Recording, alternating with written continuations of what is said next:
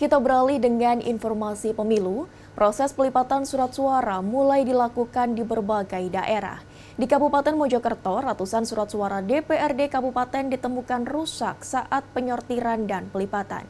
Sementara di Tuban, pemilu 2024 menjadi berkah bagi ratusan ibu rumah tangga karena dilibatkan menjadi tenaga sortir dan pelipatan surat suara. Sekitar 70 orang dari komunitas pelipat surat suara ini Selasa pagi terlibat penyortiran dan pelipatan surat suara di gudang KPU Tulungagung. Pada tahap pertama pelipatan surat suara dilakukan untuk DPRD Kabupaten, DPR RI dan DPD, sedangkan surat suara DPRD Provinsi Jatim dan Presiden masih menunggu pengiriman dari pihak percetakan.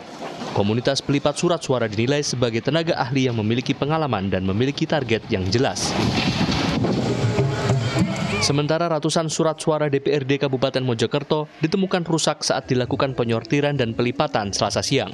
Selain potongan tidak presisi, banyak di antara surat suara ditemukan dalam kondisi berlubang, terdapat bercak tinta dan sobek, sehingga tak layak untuk digunakan menyuarakan hak pilih masyarakat.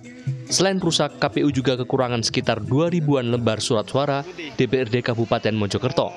Tak hanya ratusan surat suara rusak, KPU juga kekurangan sekitar 2.000-an surat suara DPRD Kabupaten Mojokerto saat dilakukan rekapitulasi usai penyortiran dan pelipatan.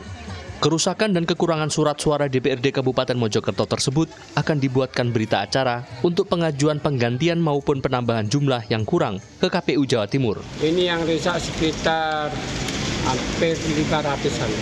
Berapa? 500-an rusak. Itu rata-rata kerusakannya seperti apa, Pak? Itu ada titiknya. Di dalam surat suaranya itu ada titik dan juga tidak presisi.